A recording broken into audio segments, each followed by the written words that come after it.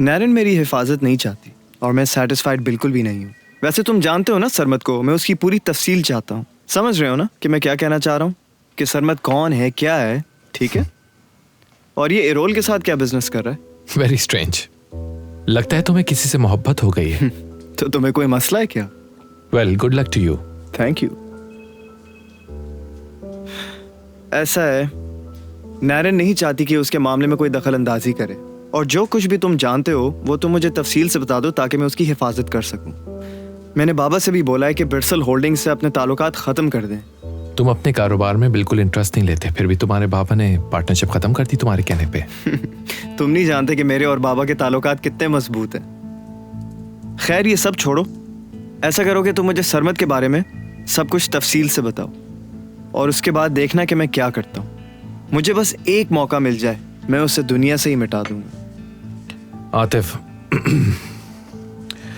तुम इन बातों को समझने के लिए अभी बहुत छोटे हो। नैरन तुम्हें इन मामलात से दूर रखना चाहती है। अगर तुम्हें कुछ होता है तो नैरन के साथ साथ हम सबको बहुत दुख होगा।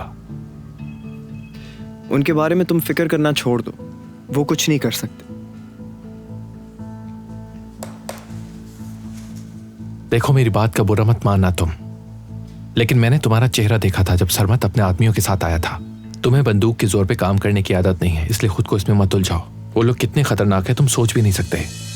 मैं तुम्हें पहले भी समझा चुका हूं, और जब तक मैं जिंदा हूं नैरन को कोई खतरा नहीं है, लेकिन तुम्हारे बारे में मैं ऐसा नहीं कह सकता। तुम्हें इन लोगों से दूर रहना चाहिए। अगर वो लोग तुम्हारे पीछे पड़ गए तो हम में से कोई भी कुछ ना कर पाए शायद तुम्हारे लिए। उस दिन मैं बिल्कुल तैयार नहीं था, लेकिन अब ऐसा नहीं होगा। ठीक है, मेरा काम था तुम्हें समझाना, सो मैंने समझा दिया। हाँ बोलो। ठीक है, मैं आता हूं। अब अगर तुम मुझे एक्सक्यूज करो तो मेरी एक मीटिंग है जनरल मैनेजर के साथ।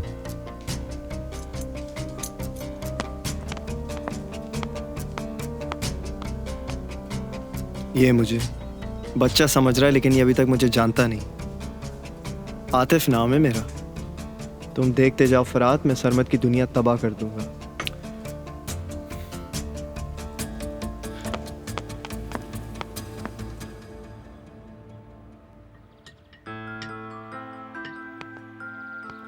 कतरीना, ये तो बहुत ही मजेदार बना था, और मिलेगा?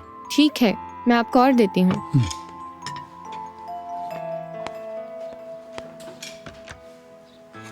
मुझे तो भूल ही गई तुम। हाँ? मुझे भी और चाहिए। ये मिस्टर सरमत के लिए है, मैं उनके खाने के लिए लेके जा रही हूँ।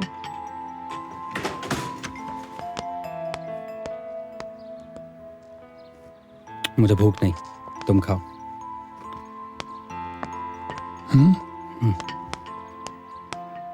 अरे डार्लिंग, इसे कहे हमारा खाना ट्रे में डाल के कमरे में ले आए, हम दोनों वहीं खाएंगे। कौन सा कमरा? देखो, मैं तुम्हारी बेटी के सामने तमाशा नहीं लगाना चाहता। आप अपने कमरे में जाएं, मैं अच्छा से खाना तैयार करती हूँ। कतरीना, ऐसा मत करो, तुम तो जानती हो। अरे गलीना, बेटा तुम कहाँ हो?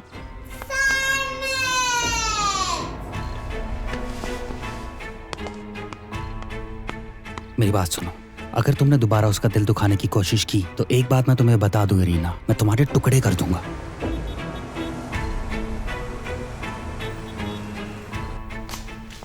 डेनिस, ओह नैरन तुम आ गई, मेरी तो जान ही निकल रही है। क्या हाल है डेनिस? ओह आतिफ, तुम भी आए हो।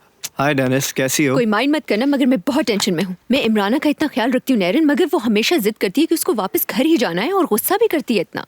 वो तो शुक्र है कि फिरात आ गई और मेरी जान छूटी कुछ देर के लिए।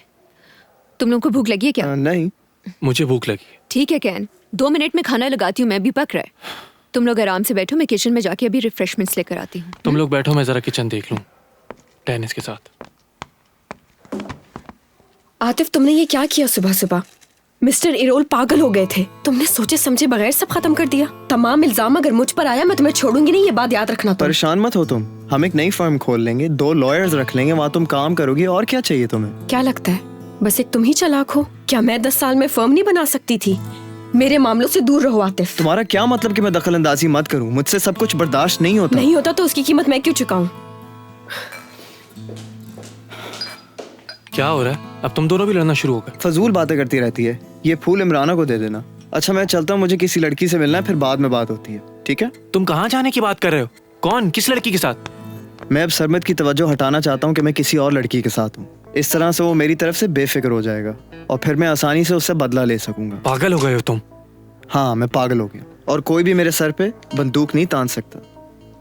बहरहाल इन लड़कियों को बता दो कि कल के अखबार में जो भी वो देखें उस पर यकीन मत करें, ठीक है? अब मैं चलता हूँ।